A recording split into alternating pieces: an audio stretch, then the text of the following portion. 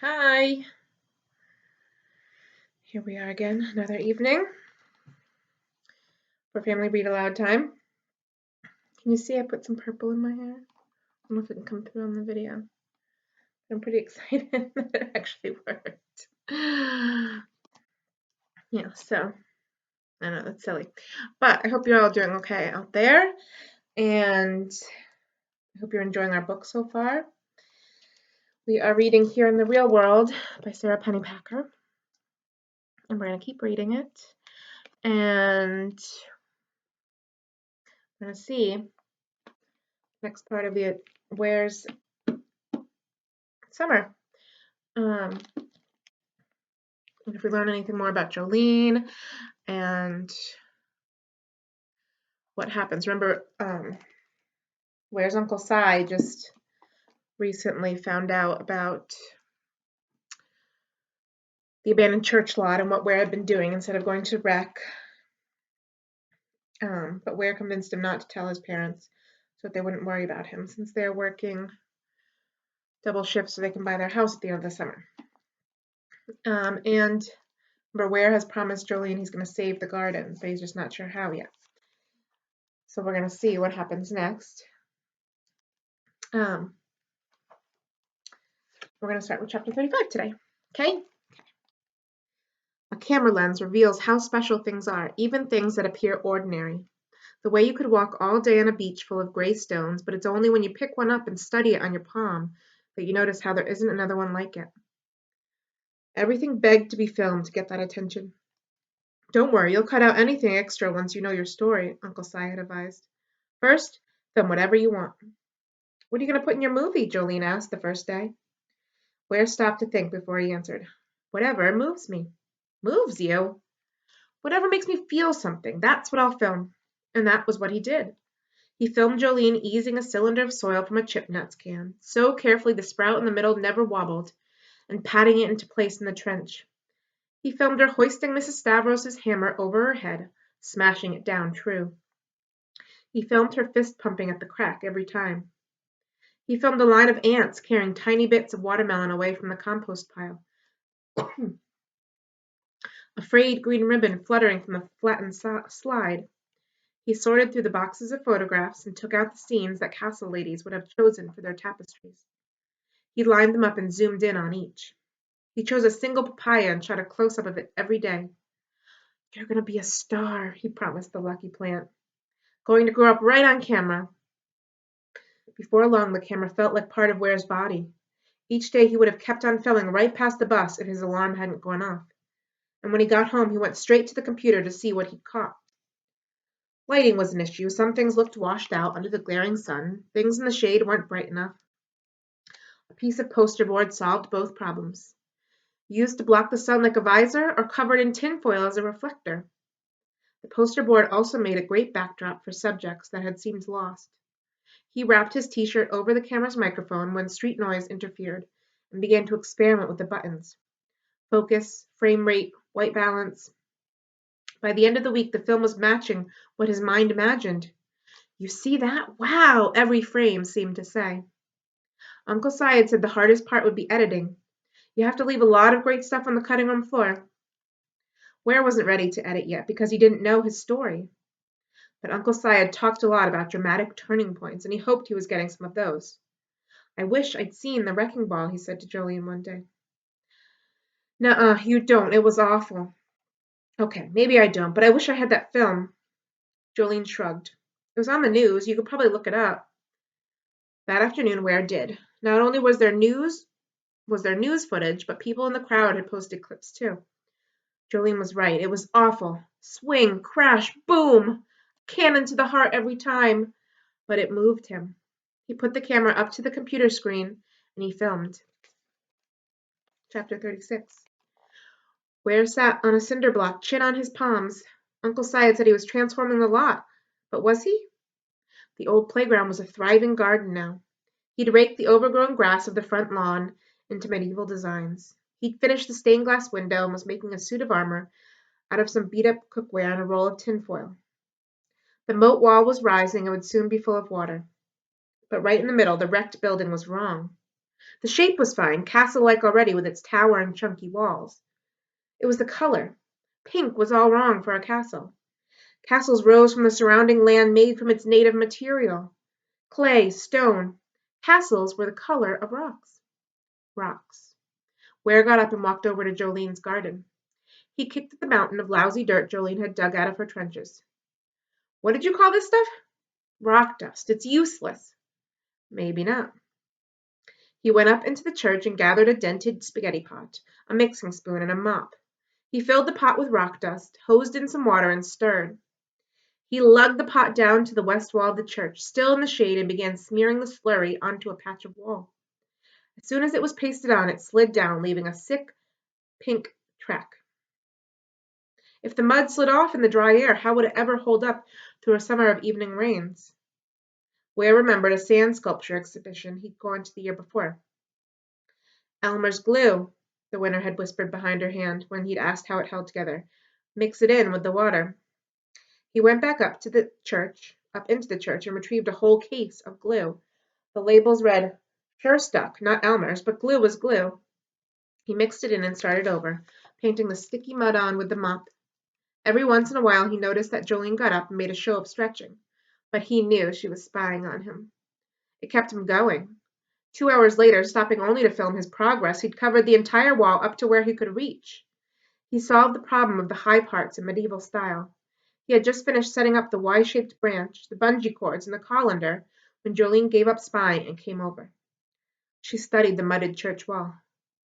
"You're insane," she said matter-of-factly, as if reporting that the sky was blue. Ware stepped back and saw what she saw. "I guess so," he had to agree. "I mean, really, this is exactly what's wrong with you." "You're probably right." She pointed at the catapult. "Basically a giant slingshot," he mumbled, head down. "Show me." Ware filled a couple of sandwich bags with the mud, placed them in the colander, pulled back, and let them fly. The baggies burst against the church wall with a satisfying splat. "Literally insane." "I know." Jolene shook her head with a tragic eye roll. Then she pushed him aside. "I'd better help." Jolene, it turned out, was a catapult natural, but even with 2 of them hurling stucco bombs, it took a while. The noon sun was just peeking over the ramparts when the final brown splat covered the final pink spot. They walked back to his block and sat on it together. Instead of smooth and pink, the west face of the church was rough and stone-colored, convincingly medieval. A few of the baggies had stuck, resulting in random glossy patches that reflected the sunlight in a jaunty way. "Wow," Jolene said. "Wow," Ware agreed. "Don't castles have flags?" Jolene asked after another minute of reverent admiration. "They do. Cut into triangles, run through with sticks, the red checkered tablecloths would be perfect." As Ware imagined them snapping from the castle parapets, he suddenly saw knights dashing below them on armored steeds, heard the clash of broadswords, and smelled pigs roasting over smoky fires. Jolene poked him. "I said people would see them from the street." "Oh, I was drifting off, sorry." Ware caught himself. It wasn't true. He wasn't sorry. "I was drifting off," he repeated, "and it was great. But you're right. No flags. And you can't mud up the front of the church." That one was harder. "No," he promised at last. "Not yet." The next morning, Ware hung out on the oak branch for an extra moment. Oh, we're on chapter 37. Skip that, sorry. The next morning, Ware hung out on the oak branch for an extra moment, admiring the mudded wall. The church now looked strong and defiant, like the best castles, like a fist of rock bursting up through the ground. As he was about to drop into the lot, he heard the squeal of car brakes.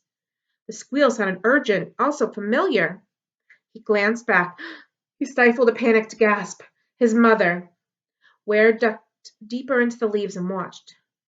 She shut off the engine, and when she turned to open the car door, he dropped from the branch and darted behind the bus kiosk. His mother slung her bag over her shoulder and started up the walkway to the community center door at an extremely purpose-driven pace. It looked like the purpose was to find out if her son was where he was supposed to be. "Mom!" he yelled. "Over here!" She turned, a hand shielding her eyes. "Where?" Ware hurried to intercept her on the walkway. This would be a lot worse inside with all the rep kids watching. "Where I got to the end of the street and I realized—" I know," he began, hands raised. That I didn't give you an August bus pass. I was worried you'd... She pulled a new bus pass from her bag. Wait, what do you mean, you know? So, he looked back at the oak. How could he even begin? A clanging at the bike rack bought him some time. A girl locked her bike and then skipped up the walk. Ware raised a hand. The girl looked at him strangely, but she waved back, and Ware breathed. Oh my goodness, his mother said. You realized it too. You thought it's August 1st. How will I get home today? So you went over to the bus stop to figure it out. Actually, Ware searched his mother's face. The little lines that had creased her forehead all summer had relaxed. Right, he said. I thought, hey, maybe there's a sign in there or something. She reached out as if to stroke his face, then pulled back as if she remembered how old he was. Just then, a car pulled up to the curb. The tall-necked boy, Ben, got out. He leaned down and smiled into the car at the driver. And once more Ware recognized himself in Ben and winced. Because the smile Ben wore was the same one he'd used to flash every day he'd been dropped off here. At least the days he'd actually gone inside. Don't worry, I'm fine, the smile said. Super popular, just like all the other kids. Why didn't anyone else see how fake it was? The tall-necked boy's smile, when he turned and saw Ware, was real. Hey, Ben, Ware said, smiling back. Hey, Ben said. See you inside. Ware turned back to his mother and took the bus pass. I should go. His mother took a step and then stopped. You've changed so much this summer. You're like a new person. Ware was caught off guard. I'm really trying to do that, Mom. Be a new person. I know you want me to change. I see that. You're happy every morning when I drop you off here. You haven't complained about Rec once. You're making friends here, and it's as if you've changed inside, too. You think so? Well, thinking ahead about the bus pass, it's as if you're more here. What do you mean, here? You know, you were always kind of off in your own world. Off in your own world. His mother had never said that before, at least not in that blaming way, as if it was something he should be ashamed of. Someone else had said it that way recently. He didn't remember who, but he hadn't liked it then either. He had changed this summer. He was spending more time off in his own world, and it turned out he didn't feel ashamed about it. Turned out he really liked it there. Chapter 38. Back in the Middle Ages, moats were disgusting, Ware knew. A moat was basically the castle's sewer, but this was no ordinary moat they were making. This was an enormous, circular, get-yourself-reborn tub, and whatever holy water was, the one thing it wasn't, was dirty. It's almost time to fill the moat, he broached the subject with Jolene. We need to put in some filter plants now to keep it clean. Jolene shrugged. We promised to cover the pavement with water. Nobody said anything about it being clean. She drove another nail hole into the chip nuts can on her lap. But you don't want dirty water near your papayas, do you? We need those filter plants. The garden is uphill. Don't care. Dirty water might attract rats. Jolene raised her hammer and bared her teeth. She looked like something rats should be afraid of. Ware wasn't giving up, but he was temporarily out of arguments. He picked up a can. Another pile of them had appeared overnight. Where do you get these? Jolene hitched a shoulder to the grotto bar. Walter. What are they anyway? The picture on the cans looks like bark. What do they taste like? Jolene wobbled the hammer in the air as if asking the universe for help. They taste like bacon and peanuts and french fries all at the same time. That sounded too good to be true. He put the can down and picked up his cause again. Polluted water will smell awful. And if it smells, someone will complain. And if someone complains... Oh, right! Jolene got to her feet. She slapped on her hat and holstered her trowel. What kind of plants? Ware began to list the ones he'd found in his research. But when Jolene blew out her bangs, with an impatient puff after just a few examples, he quit.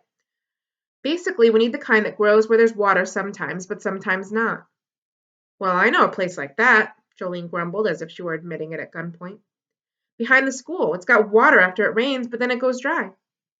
Sounds like a detention pond. Let's go see it. Jolene said okay, but then she ducked into the hedge. I meant today, Ware called. Jolene reappeared, patted the bib of her overalls, then trotted down to the front of the lot.